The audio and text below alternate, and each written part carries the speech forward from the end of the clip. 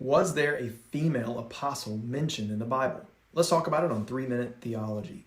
The role of women in ministry can be controversial, but whether you are for it or against it, let's approach this based on the evidence we have.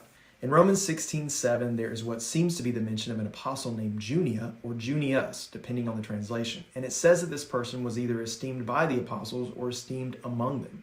This brings up two questions.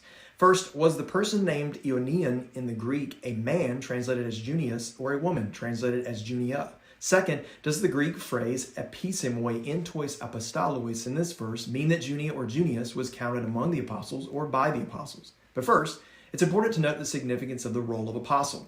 Literally meaning sent one or messenger, they were called to preach and build up the church and seemed to be the highest authoritative messengers of God. The first apostles were the 12 that Jesus empowered. Paul was also one in addition to Matthias, Barnabas, Andronicus, Titus, James, the brother of Jesus, and Epaphroditus. Given that list, it's clear that Junia or Junius being called an apostle was significant. Now, part of the issue with determining the gender is that the name only appears once in the Greek New Testament. However, it's important to note that prior to the 13th century, the female form was unanimously favored. Beyond the Bible, the existence of the name Junia in Greek and Latin inscriptions and literature from that time provide more evidence that Junia as a feminine name was common. The same can't be said for the masculine Junius. It also appears that early church fathers from the 3rd century to the 11th century seem to have all understood Junia to be a female apostle. However, translations from the late 1800s changed the gender of the name for some reason. For example, a British revision of the King James Version from 1881 translated the name as masculine.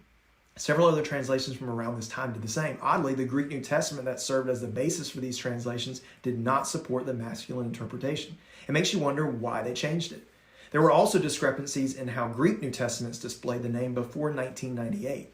Modern versions of Greek New Testaments now recognize the historic feminine name regardless of how different translations display it. Okay, so now let's look at whether the phrase episemoi entois apostolois means that Junia was counted among or by the apostles. Almost all English translations translate the phrase as among the apostles, meaning Junia was an apostle among other apostles. In fact, 83 English translations all support this. Many theologians agree that the translation of the Greek phrase is almost completely accepted as some version of they are outstanding among the apostles. Now, there's still some debate, but some scholars insist that had Paul wanted to say that Junia was esteemed by the apostles, he would have chosen a different lexical construction of the words. So, regardless of what your personal convictions are, the evidence points to Junia being a female apostle, with the role of apostle being portrayed as the highest position of authority in the church. I mean, we have early manuscripts, comments from 12th century church leaders, lexical definitions, grammatical construction, consistency of translations of the Bible dating back to the 1300s, and extensive research that all point to Junia and her apostolic